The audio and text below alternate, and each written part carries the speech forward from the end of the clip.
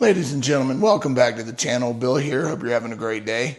I am dealing with a dilemma, and I just wanted to kind of share it with you guys because I know that carrying with a light is something that you all do. But I've been carrying with a Zev and an X300, and then a Glock 17 and a X300, and then before that it was a Streamlight TLR1 before Surefire came out with their turbos. And I have been carrying for 3 years now. I'm going to say going on 4 years. Well, let me tell you a story. What got me thinking I needed a light was I live directly across the street from a basketball court. It's a tennis court, basketball court, playground, swimming pool, an amenity area. And they'll play basketball out there well into the evening. The lights turn off at 10, so there's a button to hit for have the lights come on. But they'll play out there past 10 o'clock. They'll get the car lights going, or they'll have lights however they have to do it. And they'll play past 10 o'clock. Well, one night I was leaving my house, walking my dog. So I'm going to say it was probably about 4 years ago now. And as I'd gotten probably two houses, neighbors' houses up the road, I saw a group of kids running at me. Now, it was probably about 15 kids. And it was dark. There were street lights on, so I could tell that they were probably kids, but they were running at me, right? They probably were hiding behind a bush, saw me come out of my house, and I didn't know they were there. But once I got far enough away where they could run to me, they started running at me. And in the moment, I thought to myself, well, I was carrying a Glock 19, and I thought to myself, well, here we go. And so I remember thinking, like, dropping the leash and trying to step on it just in case, so that my dog didn't run off when I started unloading. And luckily they got from here to about maybe 3 yards away. Well, probably everybody stopped at 5 yards. And then one kid stepped forward and said, "Hey, mister, can we hide in your garage?" To which I looked around, realized it was a bunch of kids. At this point I'm realizing they're probably hiding from the cops. And I said, I think my response was, "Well, hell no." And then they just ran across into the tree line and then started running down the tree line, down the neighbors' backyards. But ever since then, to myself, I keep thinking, well, if I ever have to shoot at nighttime in the dark, I want to have a light. I want to be able, ever since that situation, I've wanted a gun with a light. And so I went out probably that week and bought the Streamlight TLR1. And then when the Surefire X300 Turbo came out, I got that one, and I've been carrying that one ever since. Well, when I am not carrying in the evening, and I carry an X300 because it is evening when I work. When I get off work, it is 9 o'clock. And so I want to have the ability. I always have a light, some sort of a light. Lately I've been carrying, probably for the past 2 years, I've been carrying this Through Night Archer Mini. It's got enough lumens, enough throw that I can see anywhere up, especially where I work in a gym. I can see from the one side of the gym to the other.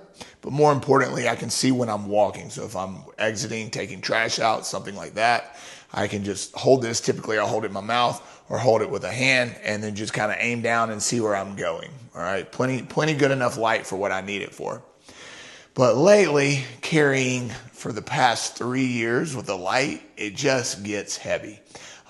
There are 3 advantages, light being the major advantage to carrying with a weapon-mounted light, especially with the turbo. It has very, very good light, a very good beam, so I can see details on somebody or something up to 25 yards, all right? And I've tested that. I like having that, right? The other nice thing about having a large weapon-mounted light is it does add a little bit of weight to the front of the gun, which does make managing recoil a little bit easier. And then, of course, for me, having that light on the front when I go to draw, so I'll go ahead and draw here. When I go to draw, especially really, really fast draw, if I get my hands going and I'm trying to get a lightning fast draw, like a 1 second or a sub 1 second draw, a lot of times my hands will hit here and then slip off onto the front of the trigger guard. So a lot of times, instead of going here, I'll go off here. Well, having that X300 there, my hands will hit it, which is why I would accidentally activate with the TLR1. Something I didn't like about the TLR1 was I would accidentally activate the light if I was going super fast on a draw. That doesn't happen with the X300. So those three advantages are primarily why I will carry with an X300. Well, as you can see, I've not been carrying with the X300 because I've been carrying with this Tier 1 concealed APX holster. I bought this under the guise of maybe using it for competition. I don't typically carry with a spare mag, but I did train one day with this holster and this gun in this holster, and it was just so pleasant. It was pleasant to carry. Even with the spare mag, it's not as heavy, or maybe it spreads out the weight a little bit more, so it doesn't feel as heavy. It doesn't jab me in the leg when I sit down. Now, luckily, I don't sit down much, but I do drive to work and I do drive home from work, and the gun, when I'm sitting down, will jab me in the leg. It's not uncomfortable, but I notice it, right? And so those things had me thinking, the weight primarily, and then the jabbing of the leg, I'm not too worried about. I mean, I'll drive, hours with that holster on. So once I had trained with this without the light on for, I want to say it was 200 rounds, and I thought, man, this is so comfortable. I'm just going to carry it for a couple weeks and see. Now, as you can see, I don't have a wedge on the back. I typically will carry with the Mastermind Tactics is what I had been carrying. Lately, I've been using this. This is the Cloudster pillow wedge. So I've been using that lately. But as you can see, I don't have a wedge on here because even without the wedge, it conceals good enough. Now, you'll notice that there is some printing, but for me, I just don't care. As long as it's not really, really obvious, I don't mind a little bit of printing because nobody ever notices. Nobody ever says anything to me about it. It's just not a big deal where I live. So I don't really care about a little bit of printing. Now, after having carried this for 2 weeks, it is starting to jab me in the pubic area right here on the side. So I probably will, if I decide to carry with this more full time, I probably will go ahead and add a wedge on the back. Possible that I start competing with this as well. It was made with the spare mag was set for a mag extension. So this would be a fantastic option for carrying, for competition.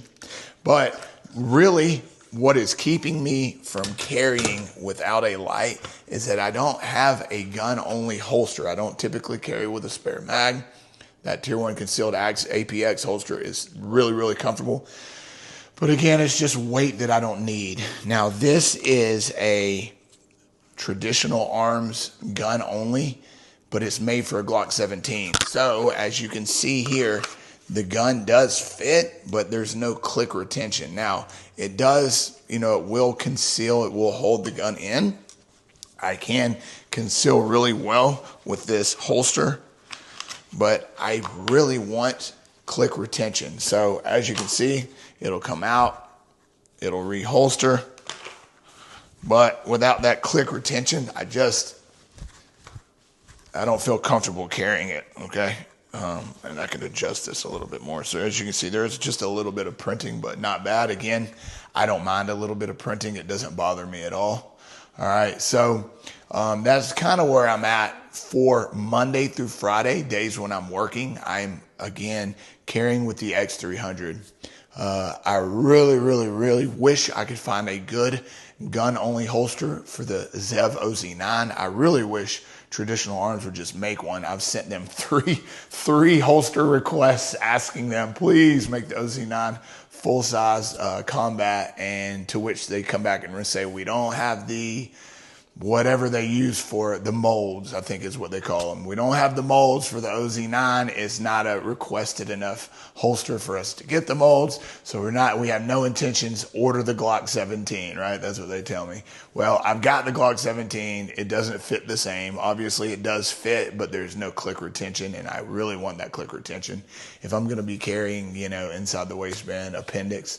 So you guys let me know if there's any good gun-only holster companies. I do know that there are a couple I just don't want to have to purchase a holster, which is probably what I'm gonna do anyway, and have to wait 4 to 6 weeks for the holster to be made and then to ship out. But that's probably where we're at this point, is ordering something from somebody who has a really a ship time that's going to be 4 to 6 weeks. So guys, let me know. I appreciate you watching the video. I know that many of you guys, because you've told me, are contemplating putting a light on your gun. I think it's a great idea, but just understand that if you do, you will be having to deal with a little bit of extra weight, added weight, and some comfort issues. Now, for me, I'm 6 foot 2 inches, so the height allows me to be able to carry a little bit more comfortably. But also, if you're carrying all day like I do, it gets heavy. So that's something to think about. If you have any questions for me, leave them in the comments below, and I'll catch you guys on the next one.